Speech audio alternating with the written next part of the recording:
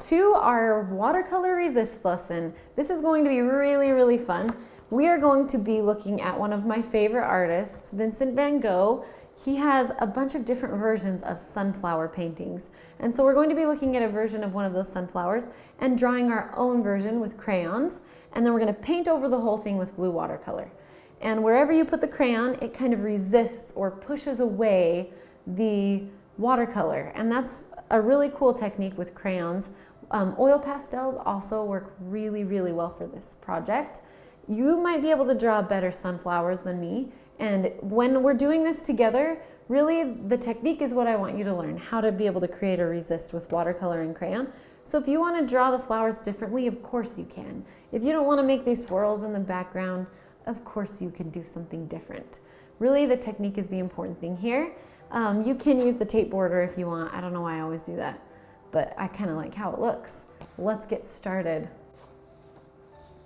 Also, thinking about Van Gogh and why he painted these might make you think of something that you really like. Maybe there's something that you keep drawing over and over that you just are interested in, and maybe you could create a series of paintings of that as well. It's an idea. Let's get started. The first thing we want to do is tape our paper, and you don't have to do this again. I always do it. It keeps my paper from moving around.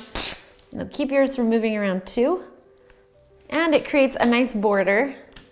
All right, together, let's draw some sunflowers. So we're not going to get into all of these tiny little details that he has here because there are so many. And sunflowers are just these gorgeous flowers with a lot of petals. It's not like a 5-petal flower. There's so many, I can't even imagine how many there are. The first thing we're going to do is draw this big vase on the bottom. And it's kind of in the middle, kind of off to the side. And it's kind of round at the top, has a round part at the bottom, and then comes back in. And there's like this line that comes through it right here, kind of dividing it in half. Then there's a table behind it, so you can just draw a line behind it. And now let's draw some of these sunflowers. They're kind of coming up over the top of it. So there's one here that's totally round. And I'm making it look a little bit less round, which is okay. Then we have this little one that's kind of coming up over an arch, headed in this direction. There's a big one right here.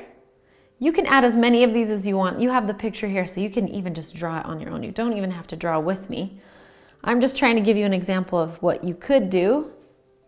I might put maybe 7 or 8 sunflowers in this. Instead of adding 2 here, I'm just going to add 1.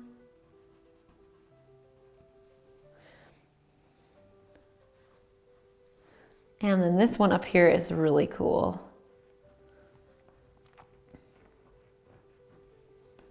And one maybe here. So again, you don't have to add all of these. You can add as many as you want.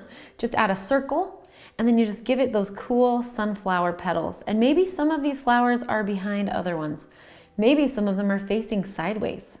So we can't see petals on this side, just on the other side. And this one looks like it hasn't even bloomed yet. It's just this green, big shape.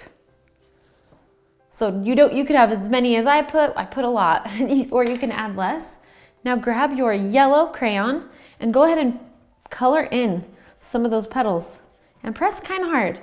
With a watercolor resist, you have to press kind of hard or else the watercolor it will go over it a little bit easier if you don't press hard. And maybe some of these petals to you, maybe they're orange and not yellow. So that's why I had an orange here as well you could use.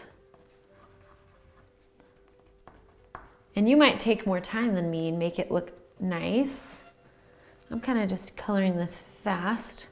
And remember, you can pause this anytime you need to and stop and spend more time if you would like to on some of these. Maybe you see some orange instead of brown in the centers, but maybe it is brown, maybe it's green.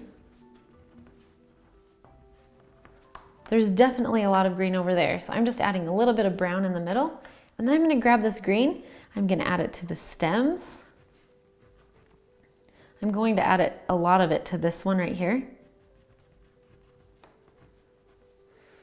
And then I see a tiny bit of it behind this one, and then some stems. You can just add some lines in there, wherever you see them.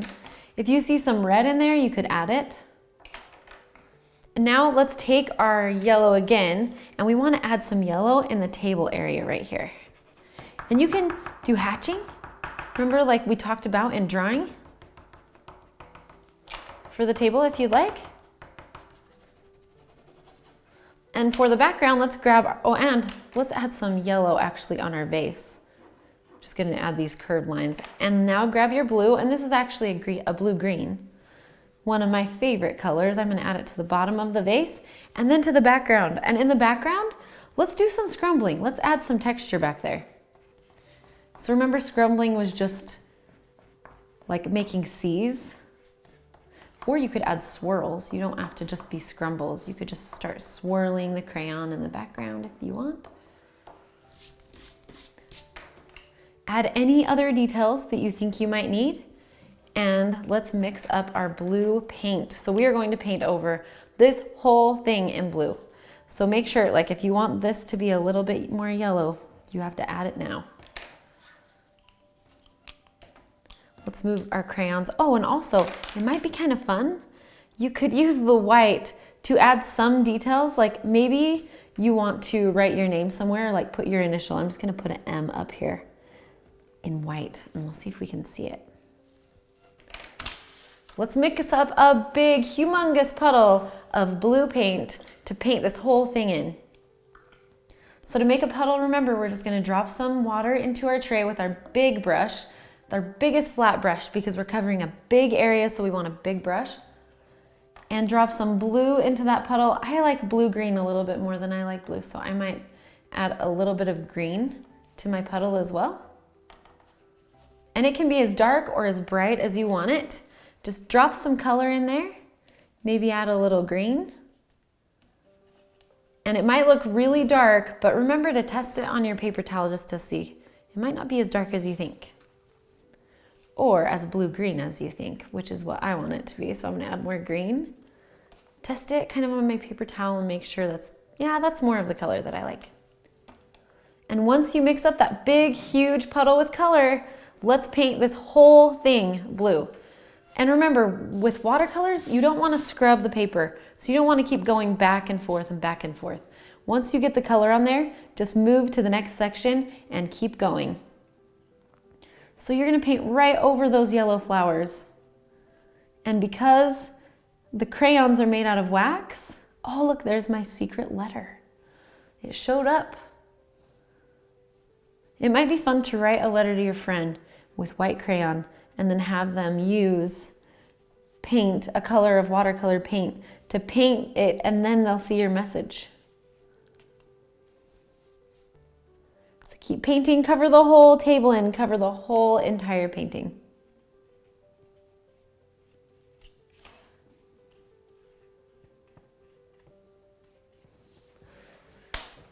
And once you've done once you're finished, wait for it to dry and then take your tape off. I'm just gonna hurry and dry my tape off with my paper towel and take the tape off so you can kind of see what it looks like. Sometimes when you take that tape off, whoops, it really pulls the whole painting together.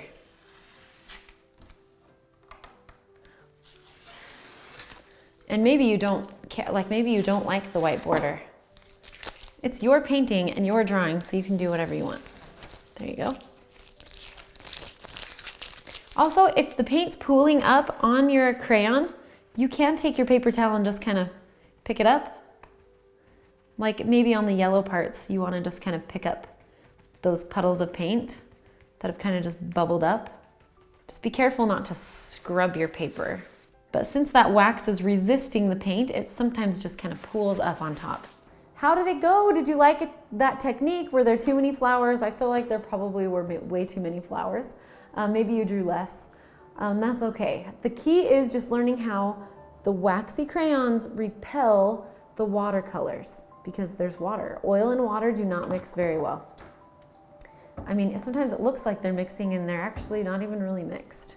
So have fun with this project. Now what I want you to do is use your crayons and use watercolor paper to draw something else. You could draw a vegetable, another piece of fruit, I'm really in that, some other flowers, an animal, your favorite stuffed animal, anything you want, and then try to do a watercolor wash over the top. And you could use different colors. You don't just have to use one color over the top. This was just so I could save some time and have fun with it. I hope you enjoyed this project, and maybe go and learn about Vincent van Gogh. He's a very interesting artist. I really, really enjoy his paintings, and just the mood of all of them and the texture of all of them as well. So anyway, have a great day. Thanks so much for spending time with me, and good luck creating.